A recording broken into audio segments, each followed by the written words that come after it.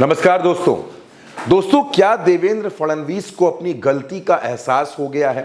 और गलती का एहसास ऐसे वक्त पर हुआ है जब महाराष्ट्र में चुनाव में वोटिंग में अब उंगलियों पर जो दिन गिने जा सकते हैं उतने ही दिन बाकी हैं। देवेंद्र फडणवीस को अचानक ऐसा क्यों लगा?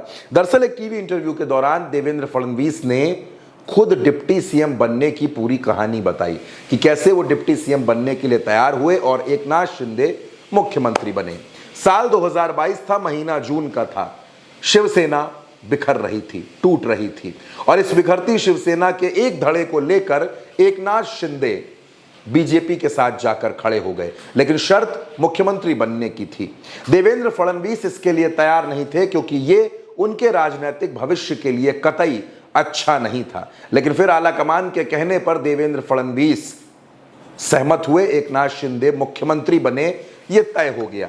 शपथ ग्रहण समारोह तक ये किसी को नहीं पता था कि देवेंद्र फडणवीस की भूमिका क्या रहने वाली है। देवेंद्र फडणवीस ने साफ तौर पर कह दिया कि वो सरकार में शामिल नहीं होंगे बल्कि बाहर से साथ रहेंगे। लेकिन तब बकौल देवेंद्र फडणवीस जो उन्होंने उस इंटरव्यू में बताया कि बीजेपी के आलाकमान के कहने पर, सीनियर्स नेताओं के कहने पर उन्होंने ये फैसला लिया, इस पर अपनी सहमति जताई कि वो डिप्टी सीएम बनेंगे। तो क्या देवेंद्र फडणवीस को डिप्टी सीएम बनने का मलाल है? क्योंकि जो शख्स जिसने 5 साल तक महाराष्ट्र में सरकार चलाई, मुख्यमंत्री रहे, उसके बाद उनको डिप्टी सीएम बनना पड़ा। और आज की तारीख में महायुति के अंदर चाहे एकनाथ शिंदे हो, देवेंद्र फडणवीस हो या फिर अजीत पवार हो, ये तीनों के तीनों मुख्यमंत्री पद के दावेदार हैं। देवेंद्र फडणवीस की वकालत राज ठाकरे करते रहे हैं। राज ठाकरे ने कहा भी कि बीजेपी को ज्यादा सीटें आएंगी और राज ठाकरे के मुताबिक देवेंद्र फडणवीस ही मुख्यमंत्री बनेंगे। लेकिन इस लाइन से एकनाथ शिंदे सहमत नहीं है। एकनाथ शिंदे की नाराजगी लंबे वक्त से चली आ रही थी, लेकिन राज ठाकरे के बयान ने उनकी नाराजगी को और ज्यादा बढ़ा दिया। अमित शाह खुलकर कह चुके हैं कि मुख्यमंत्री अभी एकनाथ शिंदे हैं, लेकिन नतीजों के बाद जब 23 नवंबर को नतीजे आएंगे उसके बाद हम ये तय करेंगे कि अगला मुख्यमंत्री कौन होगा। यानी सीएम की कुर्सी पर एकनाथ शिंदे के लिए फिलहाल रेड सिग्नल लग चुका है और अब सीएम की कुर्सी पर बीजेपी की पूरी नजर है।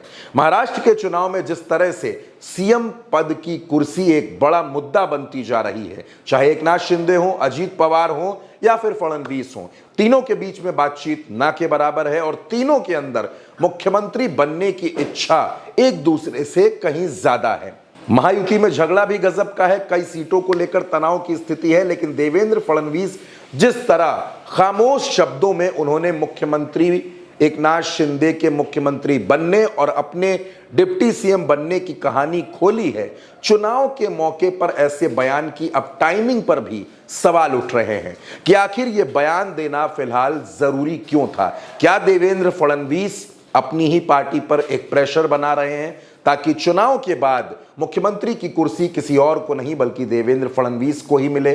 क्योंकि दोस्तों ये भारतीय जनता पार्टी है और भारतीय जनता पार्टी में भी ये गुजरात लॉबी है जो दिल्ली में बैठती है, नरेंद्र मोदी और अमित शाह। अगर ऐसा कुछ हुआ कि मुख्यमंत्री बनाने का मौका बीजेपी को मिला तो फडणवीस की जगह कोई दूसरा चेहरा भी हो सकता है। कई राज्यों में बीजेपी ने ऐसा ही किया है। इस वजह से भी फडणवीस ज्यादा तनाव में है।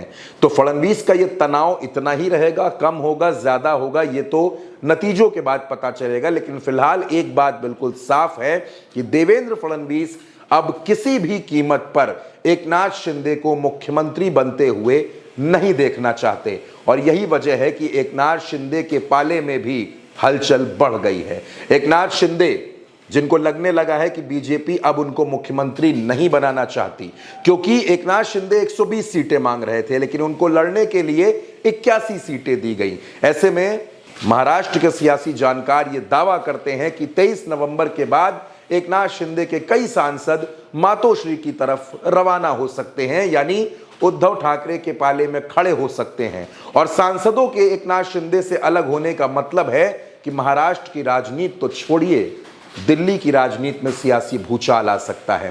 क्योंकि दोस्तों नीतीश कुमार और नायडू के बाद एकनाथ शिंदे ही वो आदमी हैं जो नरेंद्र मोदी के बड़े सहयोगी हैं। 7 सांसद एकनाथ शिंदे के पास हैं। ऐसे में 23 नवंबर के बाद महाराष्ट्र का नतीजा दिल्ली की राजनीति को भी बहुत हद तक प्रभावित करता हुआ नजर आ सकता है।